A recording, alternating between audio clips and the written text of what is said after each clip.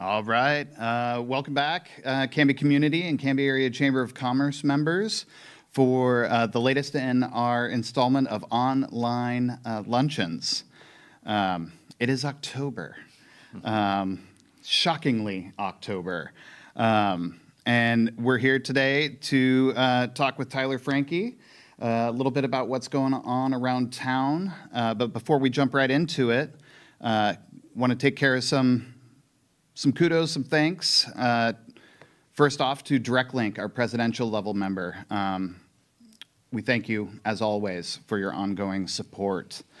And, you know, we live in interesting times, and one thing that keeps me afloat and keeps me going and motivated is my board of directors and their ongoing support. So I want to do a quick rundown shout out to our Chamber Board President, Terry Giesick of Gustafson Insurance and Frontier Golf Course, our first Vice President, Jim Davis of Canby Fire, who has been very busy recently, and our kudos to him, his crew, and the Canby Fire District for all that they've been doing in recent weeks.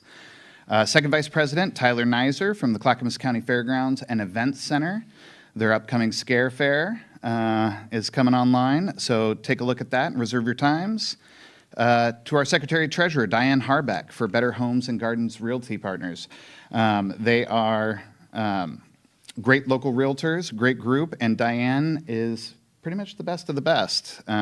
We love her participation in the chamber. To Tina Schimpf from Hope Village, and Joel Cutsforth from Cutsforth Market, George Martinez from U.S. Bank, Mace Peevler from Wilson Construction, and Carrie Olin from Promotional Strategies, our past president. I want to thank you very much for your ongoing support and volunteered time to make sure that local businesses supported. A couple of quick announcements. We have an upcoming face-to-face networking function, Good Morning Canby at Gwynn's Coffee House. Pre-registration is required, and it is on a new date. We're going to be meeting on Monday mornings, the first one being Monday, October 12th, from 7:30 a.m. to 9 a.m. You can find the event on our Facebook page or on our website via the Community Events tab on the homepage. We're going to be taking precautions, tables of 30 people maximum, 3 tables of 10, and SAT and masks required unless you're eating and drinking. So we're looking to gather within the COVID dynamics. So join us there and find out what's going on around town. If you would like to host a future Good Morning Canby and feature your business, just please reach out to me personally. We can discuss those details. We have our upcoming Canby City Council Candidate Forum in partnership with CTV5 and Tyler Francke and the Canby Current. We will go live on Tuesday, October 13th from 7 p.m. to 8:30 p.m. You'll hear from all of the candidates in an informational format that is meant to help you better understand the folks who are looking to serve our community. So an important event there. We have only 8 spots left in the Canby Street Map, so if you'd like to participate in that project and have your business represented in the Chamber's most popular takeaway, then make sure to reach out to me at the Chamber office, and I can get you those details. Finally, if you'd like a low-impact way of supporting the Canby Area Chamber's ongoing programming, please go to the Luncheon event page on Facebook or on the community calendar on our website and register for our luncheon to support our ongoing efforts. We always appreciate your support. So that's kind of what we have coming down the pipe here, and so we're going to jump right in. Today we're sitting down with a man who's no stranger to the Canby community, Tyler Francke from Now Hear This Media and the Canby Current. Thank you, Tyler. A bunch of people are like, this guy again. Yeah, I know. Right. Here he is. Here he is. But this time they get to see your face as well as hear your voice. Right. Yes. So what a treat. Yes. Absolutely. For some. No, it's an honor to be here. Thanks for having me. I'm excited. So it's still not used to being on this side of an interview. So this might be touch and go, but we'll see. Right. We figured we'd turn the tables on you and see. So now you'll know and have empathy for what I put people through. Right, exactly. So for those who aren't familiar with you, and I can't imagine that there are many, can you take a moment and introduce yourself and let us know how the Canby Current came to be? Sure. So we started as a Canby Now podcast back in August of 2018, so a little over 2 years now. We're now the Canby Current, and our website, canbyfirst.com. And the podcast that we still do is now Hear This Canby. All of it has always been under our parent company, which is locally owned. Me and another guy here in Canby, also named Tyler. Right. So a lot of people know me as Francke. Right. So our parent company is Now Hear This Media. And so that's kind of how we got Now Hear This Canby. So all that changed a couple months ago. We did it at about the 2-year mark of August of 2020. And we can talk a little bit more about why that is. But Sure. that's kind of who we are. We do local news here in Canby and the surrounding areas. We try to cover all the local happenings and events and interview interesting people. And we do stories through the website and just try to be serve Canby and be Canby's first choice in news. Yeah. Excellent. We've seen the evolution of your business from the Canby Now podcast to the Canby Current, and you and I have talked a little bit about what this all means, but maybe you can let the viewers know a little bit about your overall plans for the new Canby Current and kind of what direction you're moving towards. Our evil plans. I know, mustache twisting. It's been a crazy journey. Yeah.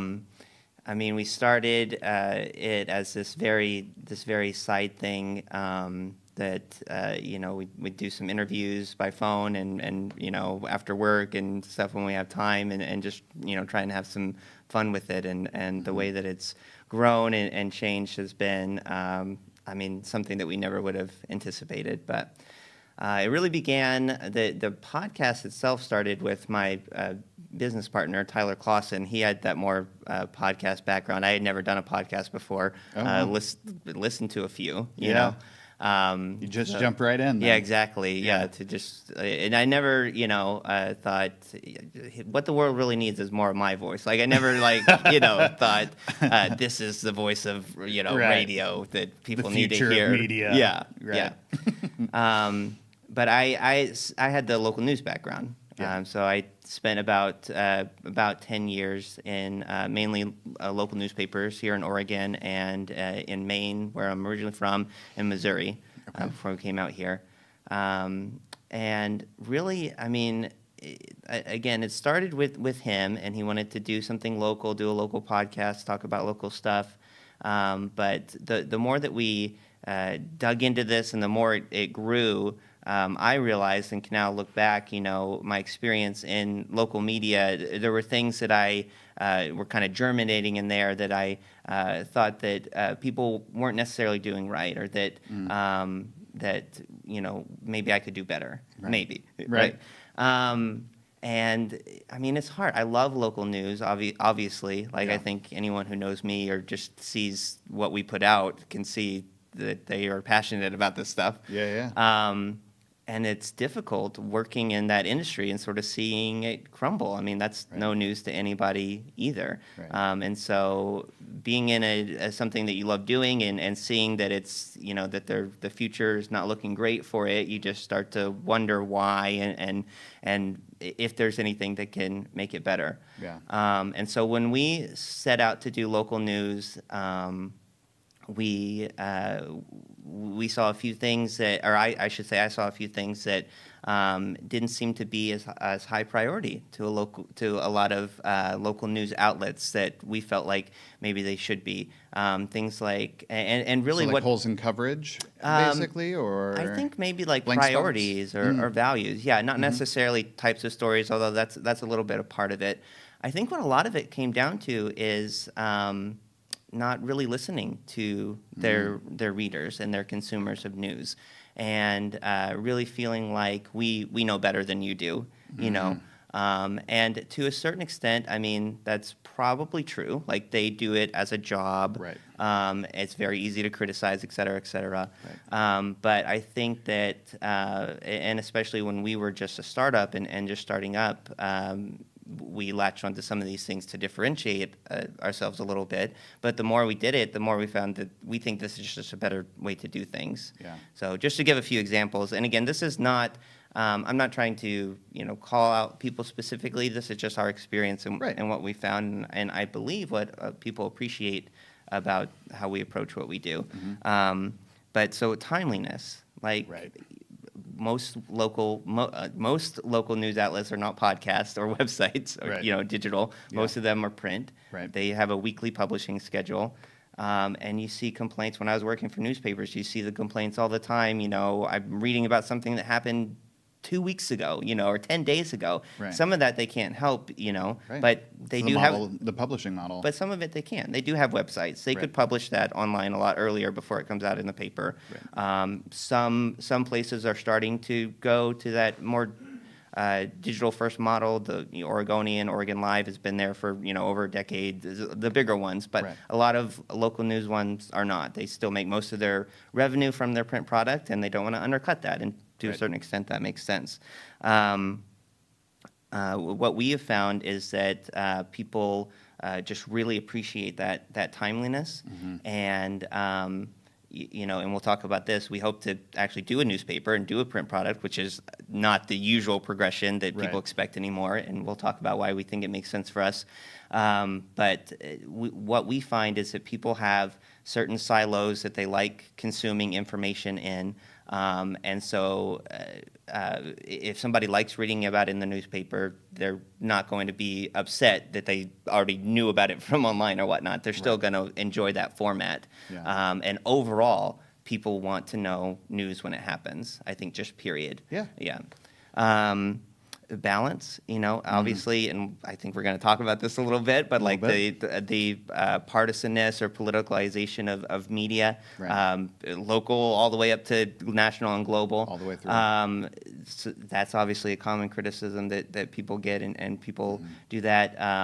I think that sometimes it's not fair. Sometimes it is, you know. And I think that at least we try to listen to those complaints. We try to understand where they're coming from, respond to it if we think it's not fair. Right. If it is, sometimes it's just, I didn't think people would take it that way. That didn't read was it just an that way. accident, Yeah. and we fix it. I think people appreciate that. Whereas I have seen in my experience in local news, people just discounting that outright. Right. All the time. You don't know what you're talking about. We're totally objective. Right. A lot of times, this breaks my heart. People coming to newspapers or coming to local media with, do a story on this, do a story on this, and and people just ignoring that. Yeah. I've seen that happen with editors I've had and stuff like that, and that doesn't build that relationship with a community and its news source when they feel like they don't care, about stories that are coming to the door. I think that the local media outlets should care about the things that their community cares about. Right. And so that's one thing that we really try to do. Anytime somebody comes to us with a story pitch, we try to do that story. It may be small if there's Right. not much to go on, Yeah. but we and our resources are limited. But we Two-man operation it. with other jobs and Other families, jobs, young families. Yeah. I guess that's something that I should have mentioned. In just kind of describing what we are. Yeah. It's two guys. We have full-time jobs. We do this on the side. I'm only able to do this because of it happening in a lunch break. Right. Right. So thank you for that. Yeah. Even though I don't get lunch. Right now. But yeah. I'm not feeding Come you. speak at my luncheon, virtual luncheon. Right. But yeah, we try to do those stories, and if we see something happening on Facebook that people are talking about, in Canby Now or those groups, a lot of times we do those stories because that's things that people care about, Dig down into them. Yeah, yeah, we don't ignore that stuff. I personally got a sense from media outlets I've worked at that there's a little bit of ego of we're that's beneath us or we're above that, which never made sense to me. It's like you're like when you're in a fight for your life, like you can't have ego about it. You can't be above certain things. You gotta lower that. Right. And a big thing, obviously, is paywalls. So Right. it's something that people complain about. We could talk about paywalls probably for the rest of this. I have lots of. Yeah. It's a big thing in media right now, in local media outlets specifically. Right. It's not something that I. There are some places that it worked for them, and a lot of people are going to it because they're starting to just see we're not going to make it if we can't make this work. They have to monetize somehow. Yeah, right? yeah. And on we the do backs of advertisers, on the backs of listeners, right, or readers, or right. what have you. It's got to come from somewhere. Yeah, and we have to monetize as well. I mean, that's something that we're going to discuss, but. That was one thing when we first started that a lot of people were complaining about, and that we saw as a niche, and really made a commitment that as long as we're going to do this, we're going to be paywall free. We're going to figure out some way to do the news without having to charge people for it. Right. So the model that we've slowly adapted to is more of a voluntary, community supported type model where we do ask for support, but if that's not something you want to do or can do, news and critical information to be a citizen, to know what's happening in your community, that's not a product, we feel. That's not something that we think should only be for those who can afford it or whatever. Yeah.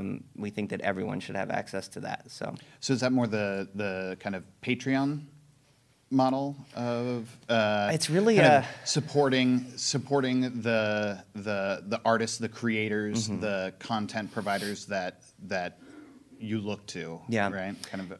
Yeah, so Patreon is that it's for independent artists. It's a little bit of a newer thing and more of a millennial thing. I often think about it more as a public radio type model. Gotcha. Yep. So we do advertising, sponsors in that way.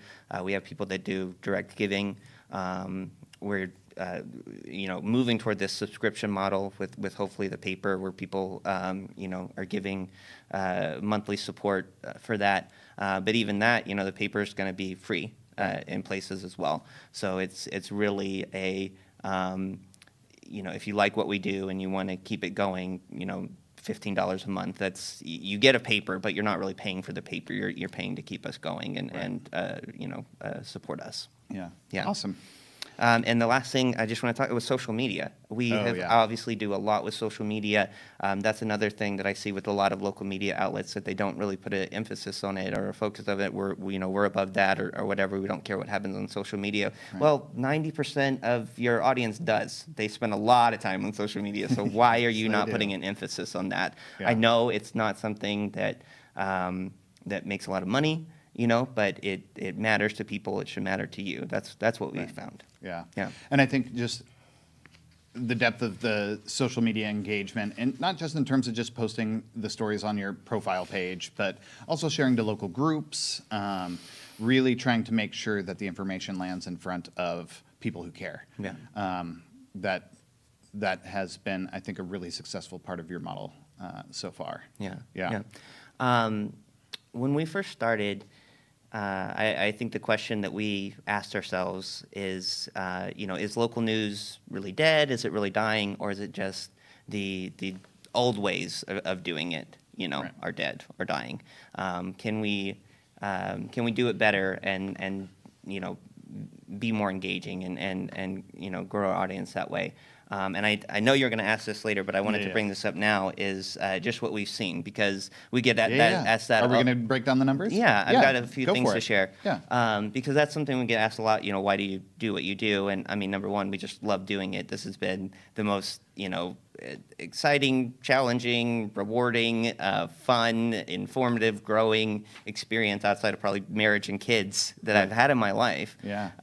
So that's one thing. But also, I mean, we don't make money at it, so why do you do it? We've seen this incredible growth that to us just really is a sign that this is needed and important. Right. So I'll go through a few of our kind of overall stats and just a few things that stand out. But I started the podcast in September 2018. We are at 156,000 downloads all time. about 7,500 a month this year. We were over 9,000 in July and August before a dip in September. Not sure what happened in September that would make people I don't even recall. listen to less podcasts. Yeah. I don't know what was Right. Might have been fleeing. Yeah, it was going in their daily lives then. But Right.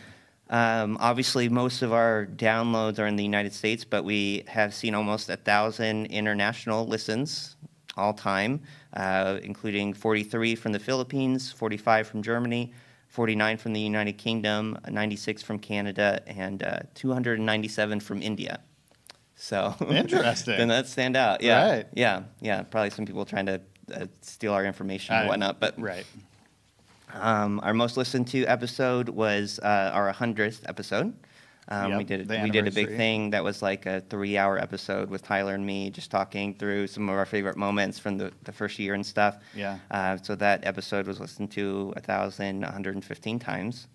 And then I just want to mention to you, I also noticed in the top 10 was a bonus episode that was a recording of Canby Mayor Brian Hotson's State of the City business showcase event that you helped organize in February of this year, right before COVID and everything before the happened. shutdown. But that was 1,086 downloads. So that's Awesome. yeah, a little bit bigger audience and managed to be there in person that night. Yeah. Exactly. Exactly. But it just goes to show the need. Yeah. For electronic digital media dispersal. It's a very convenient way to listen to what the mayor has to say. You can download it on your phone, listen to it on your commute, and that's the whole model of the podcast. Is Right.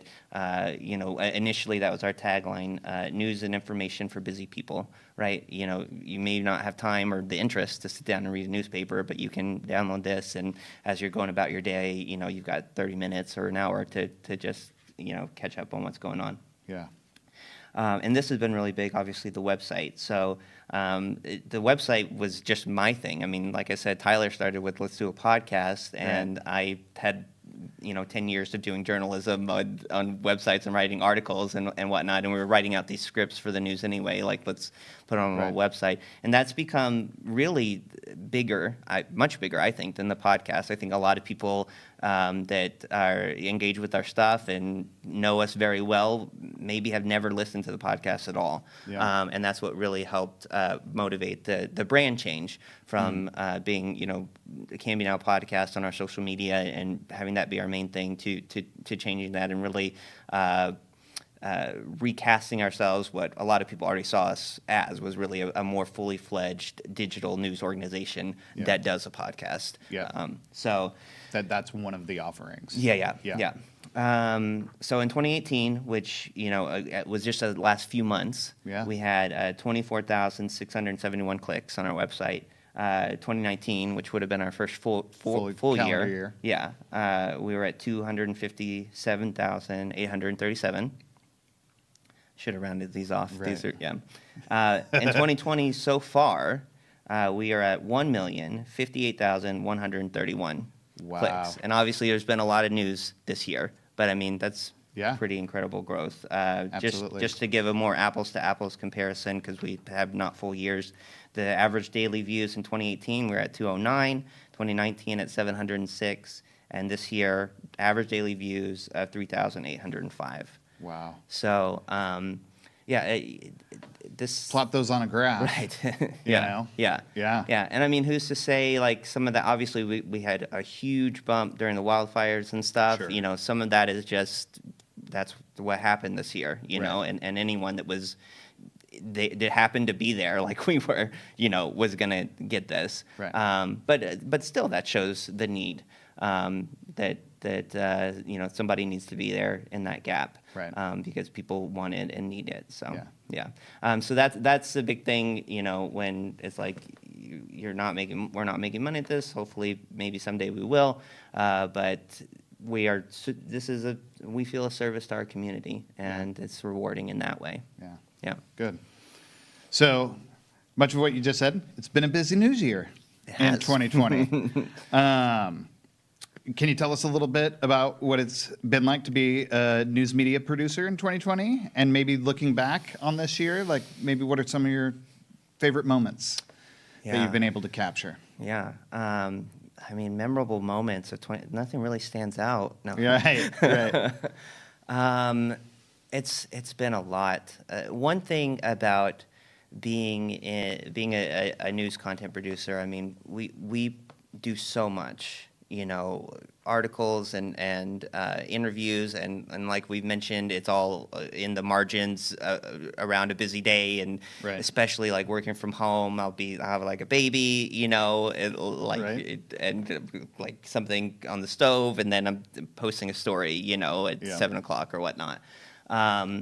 And it's about, just getting it out there. And so a lot of times it's kind of funny, but people ask me like, what's going on or what's the news? And it's just like, I don't know, like check our website, because Right. it just comes through and it just goes out of me, Right. But obviously the first few weeks of COVID and the wildfires are, extremely memorable times for many people and for many reasons, and not even just for news. I mean, but in both cases had very personal things going on at those times as well. Yeah. On top of trying to, gosh, I mean, those first few weeks of COVID, trying to everything that was being canceled and everything that was shutting down, trying to get Right. that information out to people. Yep. On top of, things that were happening at work and things that were happening at our house. And then with the wildfires, we're evacuating at the same time. I'm trying to, or Tyler is trying to help people, like, here's when you need to evacuate and Right. get that stuff out to people. But I don't know if I can really pick, even just one or two, because there's been so many. I mean, we really do love what we are able to do. Yeah. And, whether it's a local business or an event, or some of the, human interest stories that people have come to us with that I think are so cool. I love being able to tell those stories. Things like obituaries. We've started Right. doing obituaries, and that was another thing that is, a lot of newspapers charge and stuff for them now, and they're annoying because they have to deal with families and whatnot. That stuff matters to me, Right. and to be able to honor something that matters to someone like that Right. is very special to me. Yeah, I mean, I don't think I can pick one. You can't Yeah, pick one? Yeah, Okay. it wouldn't be fair. Let's narrow it down. Maybe what was one of your funnest interviews Okay. Funnest interviews from this year? all time? Okay. I interviewed Larry the Cable Guy before. Oh yeah. Yeah. Nice. Yeah. Okay. And that was earlier on in my career, and his name's not really Larry Right. the Cable Guy. Dan Cummins, I think, or something like that. Dan Whitney. Dan Whitney. And I think his middle name is Lawrence. Okay. So how he gets Larry. And he's not from the South either, so that Right. Southern accent is put on. And I guess, like earlier in my career, I was much more like, I'm a hard news, serious journalist, and maybe I had some ego that I've been criticizing this whole time Right. as well. But anyway, he would do, he was fine to do it either. Like, he was fine to do the interview as Larry the Cable Guy, with his accent, In or he's fine to persona. do it the other way, Right. And we didn't have a chance to connect about how he would want to do it. So he, came in with the accent. And like, hi, I'm Larry, and I'm like, I can't remember exactly what I said. It was something like, I sort of ignored him and just asked my first question. I was like, Mr. Whitney, like, and then he just dropped it. But Right. yeah, that was probably a little rude on my part. But he was really funny, and that was fun. I also did around that same time ZZ Top was another Oh, there really you fun go. one. So Yeah. yeah. The more like local my career got, the less like Right. yeah. ZZ Top doesn't come to Canby too often, but No. yeah. I mean, But you can cover Hairfest and then, maybe the impersonators of ZZ Top. yes, that's funny. Yeah, I didn't even think about that. But I really like, the more experience I've become, the more I enjoy just talking to real people as well. Right. Not that they're not real people, but they've got a job to do. Right. They're trained, and they've got certain things that they're promoting. That's their job. I don't blame them for that. Right. But I mean, a few weeks ago we did this story again, like hyper local, about a kitten that was stuck in a car in downtown Canby. Really? Yeah, and Missed that one. yeah, and there was look it up. No, I'm just kidding. Right. There was like 10 people over the course of a day. They were like grouping up, and they ended up calling a mechanic from Le Schwab to come, like, because it went to like 3 different cars to come, jack up the car so they could try to get it out from the coaxial, I don't know, cars. But we talked to the police lieutenant about that, and then the guy who ultimately got the cat and spent like hours. He's a local high school teacher. Yeah. Just spent like hours trying to rescue this cat, and that's really fun to us too. Like that, Right. as I'm thinking, like that was really fun to be able to call up, Lieutenant Tro and ask him about the cat calls. Right. So, yeah. Yeah.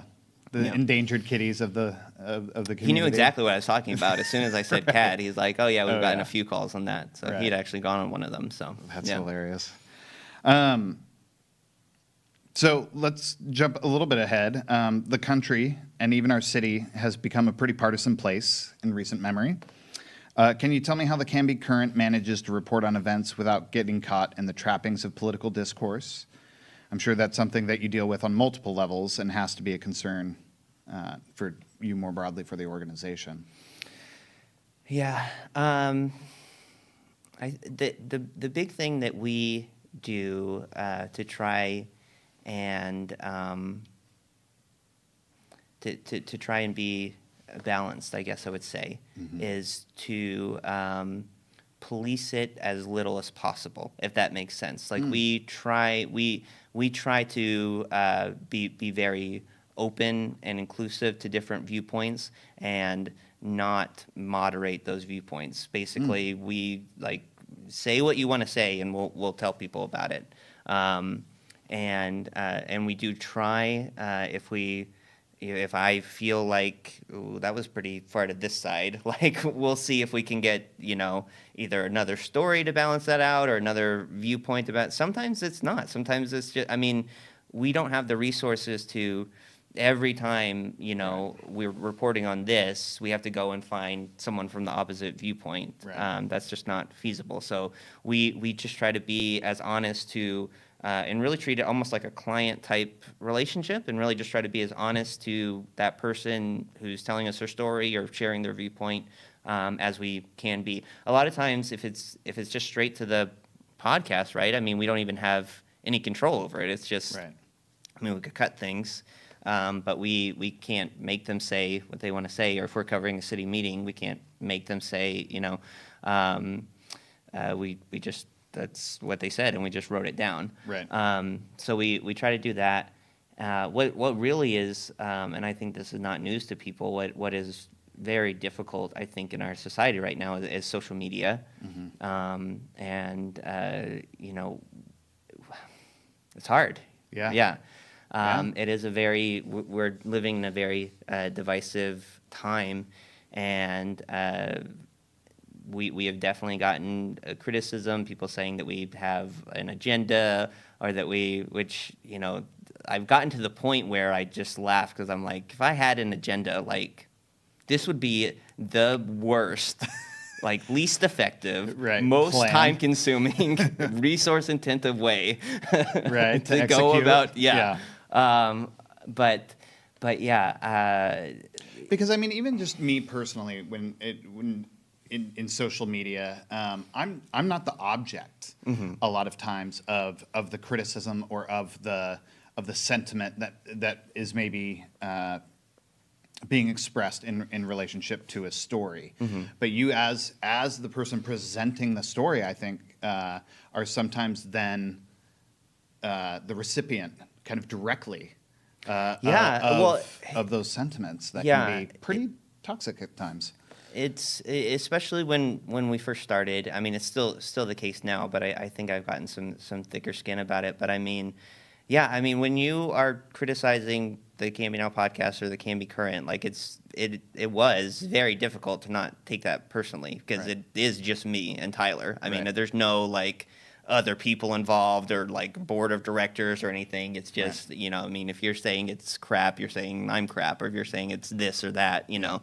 It was very hard to not just, you know, take that and directly put it to me. This year has helped a lot. I don't know if it's just experience and maturity and whatnot, but it became, especially during the first few weeks with COVID-19 and the economic recession and I really do think that our job has put us in a position to experience, even, you know, through someone, you know, vicariously, but experience and see a lot of that hardship that I think gives us perspective to where I came to a point where I was just like, I'm not going to hold anything against anyone this year. Like I'm just, there's so much tension and so much stress. And I've seen what stress and tension can do to me and make me say things that I later, you know, wish I hadn't said or don't believe anymore or didn't even believe then. I was just speaking out of pain or whatever. Right. To where I, you know, that helped me to not take things personally. And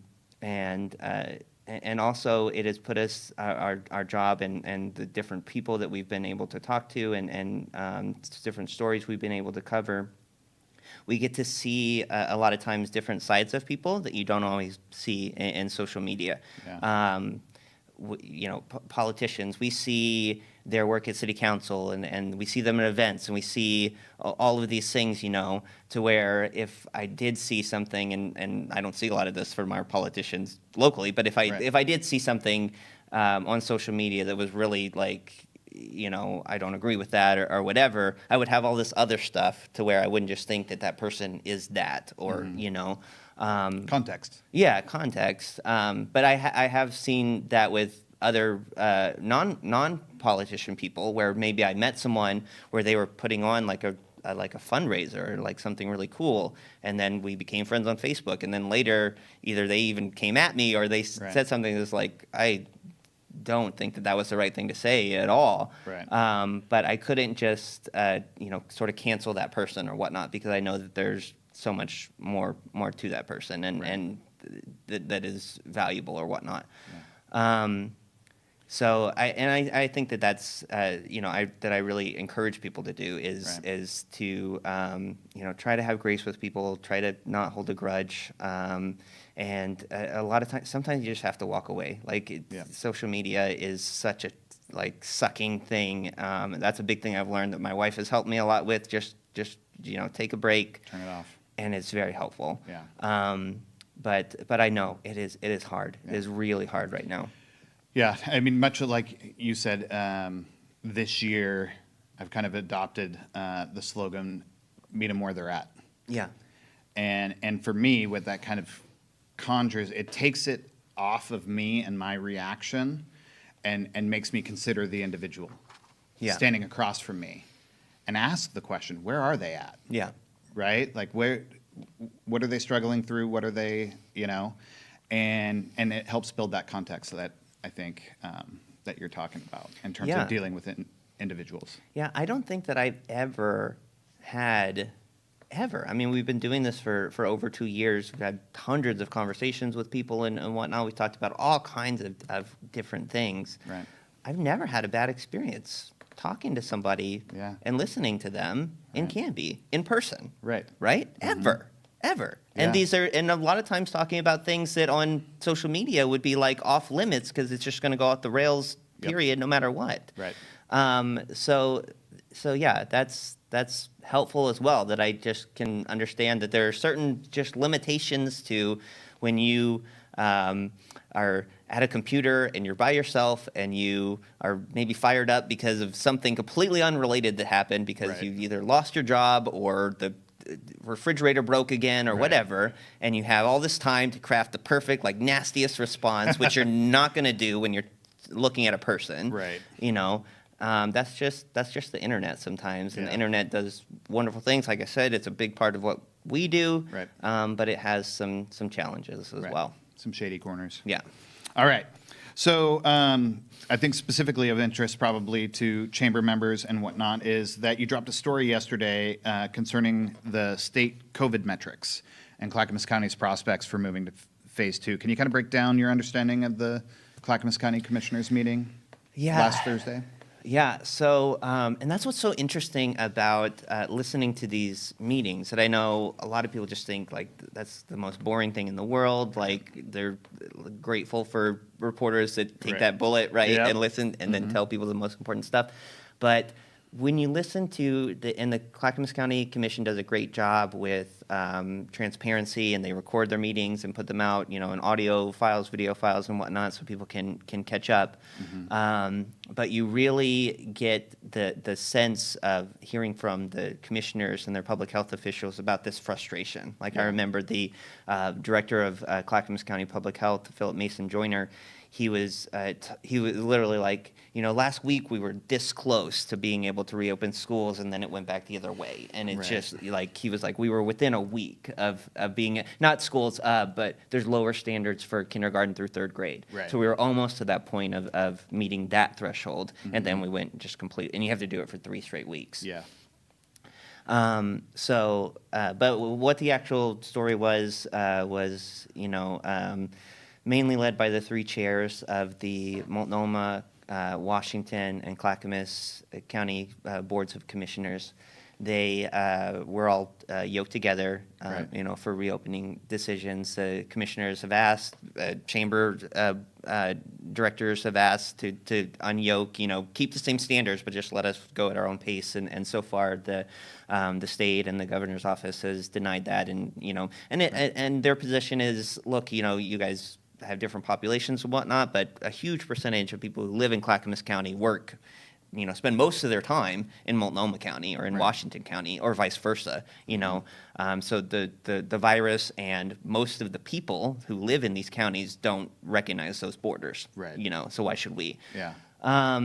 But there was a little bit of talk about possibly trying to find, or either going back to the old metrics, or trying to find what they're and influence the governor to reconsider the metrics. What they're trying to do, it seems like they've moved off, at least for now, trying to get them to separate, and they're really trying. Okay, treat us as one area, but treat us differently because we are different, right? I mean, you look at the state, and only 4 counties out of the 36 have not met these standards, and one is Malheur County. Right. That is, extremely rural, obviously very different, has its own 10,000 challenges. square miles. 10,000 square miles Yeah. of a smaller population than Canby School District's population. Right. So spread out across, the entire corner of the state. Right. So, so that's its own thing. There was an outbreak there, and that basically just threw them off. So, but outside of that, it's only these 3 counties in the entire state that has not been able to meet these metrics. It's only the Portland metro region, and it's obviously different. This is what they're saying. It has 60% of the population in this one small area, and they just don't feel that they are going to ever meet these metrics. That they're not the right. It's not even just like lower the bar because we can't meet it. It's just like these are not the right way to look at our region. Is what they're saying. Right. So right now they are the Clackamas County's public health officers, Mason Joyner, and I don't usually talk this much, and Dr. Sarah Present, they are, and other public health officials are working on a letter to kind of explain this in much greater detail and with much more authority than I can, because I'm not an expert, about why they really feel that they should take a look at this. And who knows? But I think that is the right way to approach it. Right. As much as people might want to criticize, and I totally understand the frustration of the business community, and I totally get it. I mean, I look at the same numbers that, like Commissioner Paul Savis is almost every meeting he brings up Marion County, which has a smaller population and almost twice as many cases, but is in phase 2 for Clackamas County. So I get that, but we've seen, the governor's office denied this and that. I think that, bringing credible information and really trying to collaborate and persuade and convince is ultimate, and that's all we want. They just want to move forward, So if doing it this I- way will happen, make that happen. And I think that's the way to do it. And I thought what was interesting kind of about that story and kind of reevaluating the metrics and taking a look at the how we get to where we need to get it. Much of the conversation is still about protecting community health. It wasn't like throwing that forward at all costs. Yeah. It was, no, like how are we evaluating the picture, and are we doing it in a way that makes sense for kind of our geography and proximity to other counties and whatnot. So I think that's kind of an important piece of how they're trying to consider. Yeah, I mean, and just so people know, like another reason that it's, if you can and if you can stomach it, that it can be interesting to listen to these meetings is you see that come through. It wasn't in our story, but it was interesting that Chair Jim Bernard, he kind of led this discussion, and he also asked the public health officers the question was something like, determine what the county's appetite for risk should be in terms of community spread. Right. And he said, frankly, I think I'm at no risk or no appetite for risk. That's what he said. He just speaking personally, he's like, I don't want any of that on my conscience, but I recognize that what's best for the county might be this, or what the other members of the board of commissioners might be here, and he's not the only vote. But that's interesting that he. If they do move forward and the spread does happen, and it feels like he's going to take some of that responsibility. Yeah, and that's interesting. Not? Yeah. I mean, that's the dynamics of leadership. Yeah. So fascinating. I appreciated that story. I popped Yeah, up on that, absolutely. on that today. And if the business community watching this does have any questions or anything else that we can maybe add, Francke at canbyfirst.com. Shoot me up email or hit me on Facebook. I'm a nerd about talking about this stuff. So yeah. Awesome. Okay. How are we doing? Let me do a little time check talking here. a lot, man. I know. So we have 12 minutes left, so we have time for a couple of questions. We went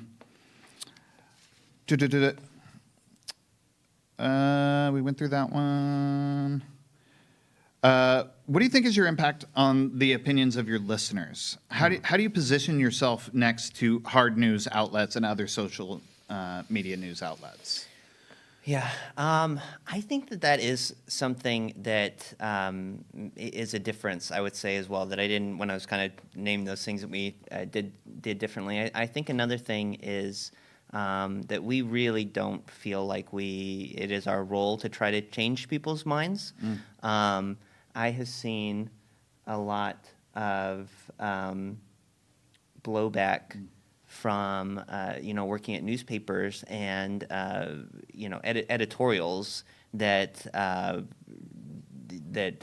attempts to be persuasive to the community, that really go sideways. They don't convince anyone. They don't change anyone's mind. Yeah. They just make people angry and not trust the newspaper, because it's like, well, this newspaper has an opinion that I don't agree with, so why should I support this newspaper? Right. So what's the point of that? Like, you're not doing anything positive. Right. It just feels like a waste of time. We don't try to do that. We try to just do the facts, and I really believe, in some ways, have kind of become cynical over the years. I think that happens, covering the news and year after year. That's one of the things that happen in the trade.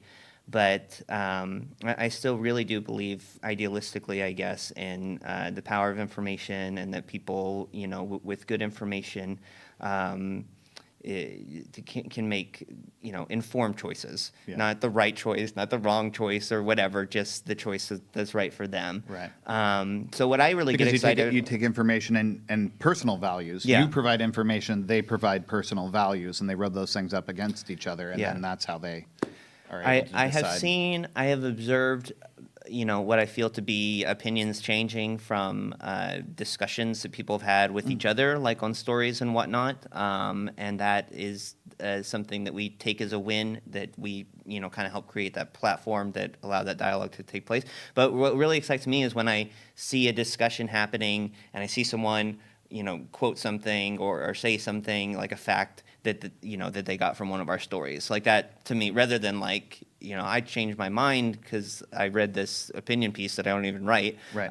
But I know something now that I didn't know, and then to actually even use that in a discussion with someone, I think is really cool. So yeah. Interesting.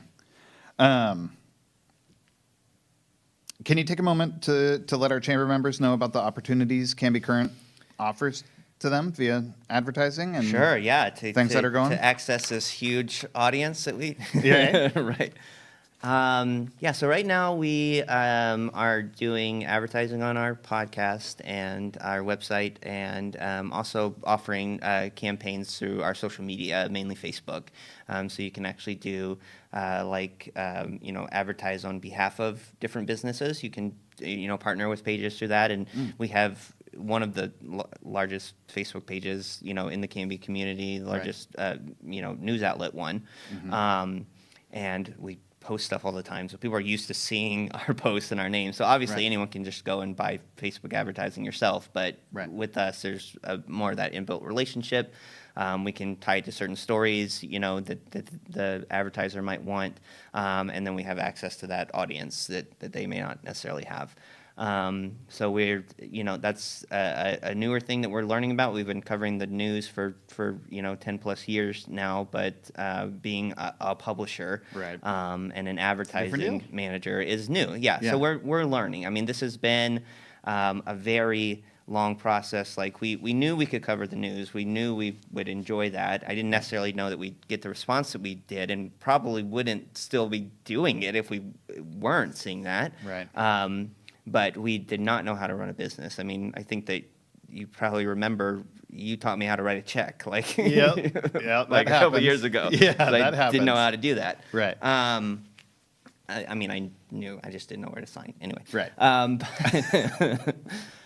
So we're still learning how to do that, but making some great progress and some great inroads, and have had some really great experiences with folks that have advertised with us that have gotten the response that they wanted, or even more so. I mean, basically, like, if you want to support what we do, if you like us, if you want us to keep it continue, please reach out, and we'll again, it's not necessarily, we do have packages and things, but it's not necessarily like a normal type business relationship where it's like you pay this $9.99 and we guarantee this exact thing. We're still learning, but we work really hard. We work just as hard for our sponsors and advertisers as we do for everything else, and we bring that same creativity and stuff to it, and we need it. I mean, that's the other reason that we're able to keep doing what we do and pay our bills, and have our rent at our studio and office that we have now is for businesses choosing to support us, and we want to launch a newspaper. Yeah. So probably this is exciting. Yeah. So that's the big thing is like why go from digital, which is like everything for the past 20 years has been going this direction, and that's where we started, was way over there. And so why come back this way? And I think that it is a few things. First of all, like kind of back to what I was saying earlier, but people still like newspapers. A lot of people still like newspapers, still like to consume something that way, have something that they can carry with them to the office or put out in the waiting room table. Even clippings. Yeah. Right? Scrapbooking and have clippings, like something permanent and tangible. Yeah. And we have some ideas for things that we think are really cool, to bring back carriers, for example, through a partnership with the football team and the dance team, where it's like actually a fundraiser for them rather than working with kids and trying to convince trying to convince a teenager to do all this work for like $50 a week. Now they're doing it to support their coach and their football team. So interesting. So we have again like some ideas that we think would bring interesting stuff to the mix. But ultimately, like I think a lot of people still want a newspaper, and we do have a newspaper. I'm not saying that, but we think we can bring new stuff to it. And then also just in terms of more what we do, after doing this for a couple years, we're still going to be the digital first model. Like we've seen, this incredible growth and people really appreciating that. Right. But we feel like you have to create something. I think that it's very, very hard to, and again, trying this for a couple years now, it's very hard to be fully sustainable and have like an actual job. I mean, it's fine doing it for free, but Right. to actually replace, a family wage job, which would be our ultimate goal, Right. when you're purely digital. I think that you can do it if you have a huge enough volume. I mean, we Right. see obviously huge corporations that are entirely digital, but they. But you're hyper local. Yeah, exactly. So I don't think we'll ever have the volume to make that margin make sense. I think that actually creating something and putting something into the real world is still important, and people will still. Read those. People still pay a lot for those advertising, and those are effective ways to do advertising still. Yeah. So that's our thinking of adding that to the mix. So if advertisers are interested or want to learn more about that's the ultimate model, is that we have these bundles that would combine advertising in the newspaper, which would be called the Canby Current. Right now, the Canby Current only exists on Facebook Yeah. and social media. But the newspaper, the podcast, and the website for a really low rate reach across all those different demographics that's concentrated here in our local area. All those mediums. Yeah. And really in terms of the work, we're already doing a lot of these stories and whatnot, so we're kind of monetizing that story now 3 times. Yeah. Interesting.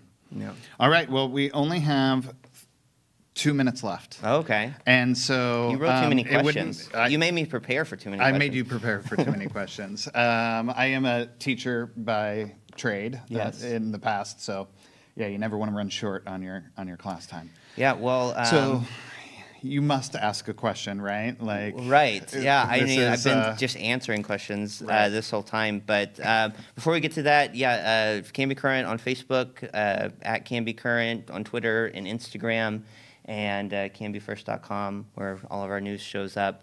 And then Francke at canbyfirst.com if you want to learn more about where we're going with the Canby Current or how you can support us if you are an advertiser or just somebody, an individual, Right. wanting to learn more about the subscription. And then canbyfirst/swim with the current kind of lays out more of our plan for local news and for the newspaper and where that's going. Nice. But yeah, in our next minute at this Right. point, Right. That's all you get. what do you think is the importance of local media in the business environment? Yeah. So I just talked about being a teacher, and and information. Information is vital, and especially for our community, for the chamber members. Information is actionable. And what you guys provide the business community, that timeliness, giving them the opportunity to know what that landscape looks like within the community, and to be able to make tweaks and changes and pivot and know what's going on with the community is really invaluable. And again, it's having information that you rub up against your value system, Yeah. because I talk to all kinds of people within our community, engaged in all kinds of industries and of all kind of political persuasions, and so many people turn to you guys for that timely information because they need to be able to make decisions based in reality, based in information. And also, I would say, based in a concern for the community in which it serves. Because that's what the local businesses are doing. They're Yeah. trying to make decisions for the betterment of their business, but also based on their overall concern for the community in which they live and work. And having a rich and robust media landscape is critical to making that happen. Yeah. So. Yeah, I also just think real quick, like there's something about kind of the third party aspect to a cool business story. I mean, we have as consumers, I think we have a little bit of a built-in skepticism with somebody selling themselves, right? And that's where like the Amazon reviews things are so important and stuff like that. You know, is a third party person doing a story, you know, a media outlet coming in and say, you know, saying this is cool rather than you saying this I'm cool. It gets a lot more engagement. I think it drives a lot more Absolutely. in that direction. And yeah, I think that's really important to our local businesses and reaches outside as well. I think there's important aspects to tourism and drawing people from outside Canby to check out what's going on here as well. And just like you were saying, you know, the door is open. If people bring you a story, you really try and be responsive to that. And so to the local business community, you know, think about that as a resource as you make changes in your business or have events. We don't just want your money. Right? You know, like think about your local media outlet as a way of reaching the community. In a different way, maybe. Than traditional advertising, even. Definitely. So, all right. Well, thank you, brother. Absolutely. I appreciate you being here. I gotta go find some lunch somewhere. I know. Didn't get it here. So. Nope. I ain't feeding you. All right. Thank you so much, Canby. We appreciate you joining us, and we'll see you next month.